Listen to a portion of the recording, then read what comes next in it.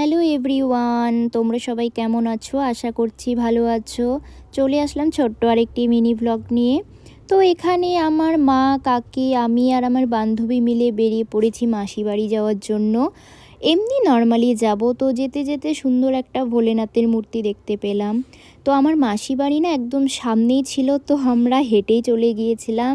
আর দেখো পৌঁছে গিয়েছি মাসি বাড়িতে আমরা। মহারানী বসে আছে, এসেই বসে পড়ছে গল্প করতে আমাকে ছেড়ে।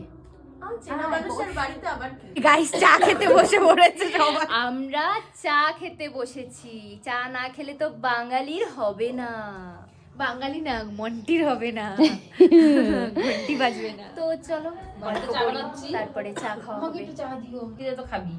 বলে কি না তাই এমন করো কেন, একটু দিয়ে দাও না চা।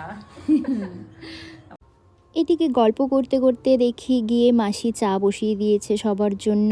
আর আমার মা আমার চায়ের গল্পই করছিল। আমি না খুব চা খেতে ভালোবাসি। তো দেখো মাসির চা বানানো হয়ে গেছে। এখন খাবো আমরা গরম গরম চা আর কুকিজ। তো সবাই মিলে আড্ডাও হচ্ছে আর খাওয়াও হবে। খাবো চা, খাবো চা, খাবো চা। তো সবাই মিলে গল্প করতে করতে অনেকই মজা হচ্ছিল।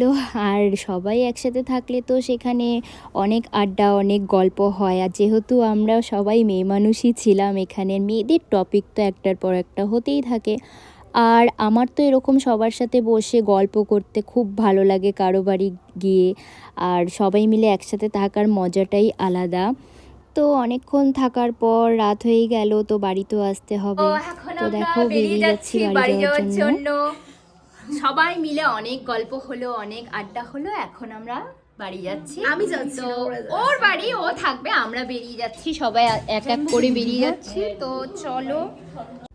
তো আমার এই ছোট্ট মিনি ভ্লগটি কেমন লাগলো সবাই কমেন্ট করে জানিও। দেখা হচ্ছে নেক্সট ভ্লগে। টাটা।